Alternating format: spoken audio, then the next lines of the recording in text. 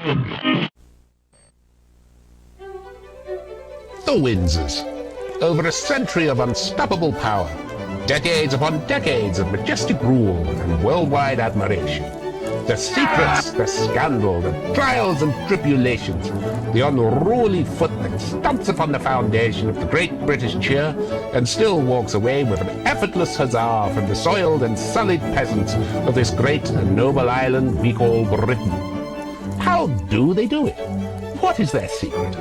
Let us trace the family tree and bloodline of this prodigious family that can only be described as Britain's jewel in the crown of a titanic, illimitable schlong of imperialism that boldly stands erect and never seems to totter, falter, or flop. For the viewer's attention, may we present the House of Windsor.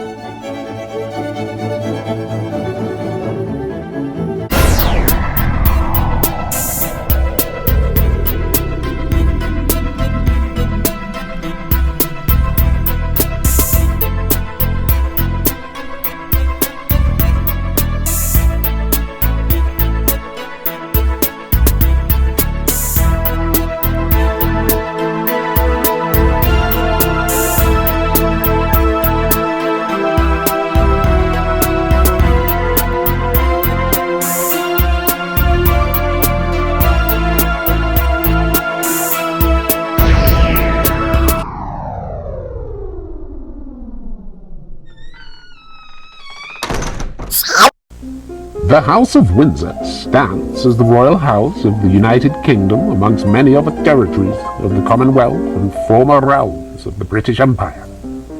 Originally of German origin, the House of Windsor held the title House of Saxe, Coburg and Gotha, until reaching the decision that during World War I this name sounded far too jerry for the likes of the British public, and so renaming the family title after their favourite actress, Barbara Windsor, decided that this new yet regal-sounding label would sit comfortably with the people of Britain, giving this shrewd family more time to weld themselves within the throne of the empire, like a giant barnacle that clasps itself to a great whale who has sadly died and exploded under the roasting heat of the afternoon sun, leaving a lake of rotting guts and foul innards to soak within the sand. As the serfs of our great nation struggle amongst the filth to clean up the mess. During the First World War, the House of Saxe, Coburg and Gotha were already walking on thin ice with the upbeat morale of the great British public, and desperately needed to do something swift and nimble to change the overall view of the family name before pitchforks and flames came billowing at the gates of the palace.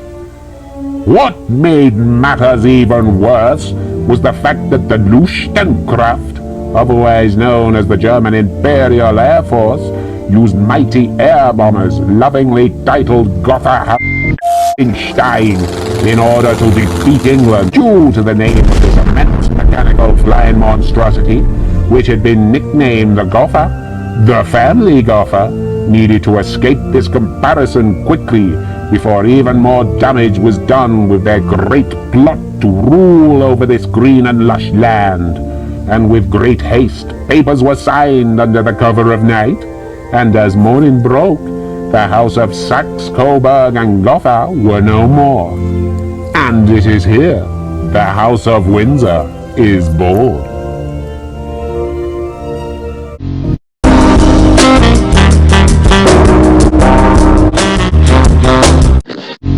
The date is 1917, and King George V bears 5 sons, all to be labelled with the exciting new surname the now Windsors have baked up overnight, like a coconut-drenched German chocolate cake, lavished with the finest frosting, to which the good people of Britain greedily consume, blinded by the perspicacity and shrewd dealings of this unscrupulous family. 2 of his sons, Edward IX and Prince John, failed within the task of burning any children, although Prince Albert, Duke of Cork, later to be crowned George VI, Prince Henry, Duke of Gloucester, and Prince George, Duke of Kent, All came up trumps with the goods, delivering a colourful array of sons and daughters to take up the baton, and furthermore imprint the name of Windsor deeper into the heart of the united realms of Britain, like an arrow that can only be fired by Cupid himself. Elizabeth Windsor was born in 1926, a princess and heiress to the Windsor estate owned by George VI. In 1947, Elizabeth announced her engagement to a homeless bum named Philip. Much controversy surrounded the engagement, as Philip, who claimed to be a noble prince and distant cousin to Elizabeth, did as the Windsors did, in full-blown abandon, and changed his name to Philip Mountbatten from the less snappy, yet overly bold and flouncy Prince Philip of Greece and Denmark. Upon word of Elizabeth's imminent coronation, should King George pop his clogs, Winston Churchill advised the future queen not to take the name of her husband to be, seeing it important that the name Windsor be clutched tightly to the heart of the sovereign, in order to be fully trusted by the people of Britain and the rest of the world. As predicted, Philip, of whom was well known around Europe as being a whiny wanker, threw a tantrum, smashing a stuffed bear to smithereens with a golf club, before bellowing his anger at being the only man in Britain to not carry on his family name and have to take on his wife's title like some sort of under-the-thumb bitch or something. Although a disgruntled and furious, miserable, complaining man-baby that he was, however, Philip swallowed his pride in order to maintain his lavish lifestyle of speedboats, private jets, parties, hookers, and elephant hunting. To this day, our jovial Duke of Edinburgh still rocks on with his unmistakable roguish charm, fat-shaming and slurring his racism to the amusement of the rest of the world.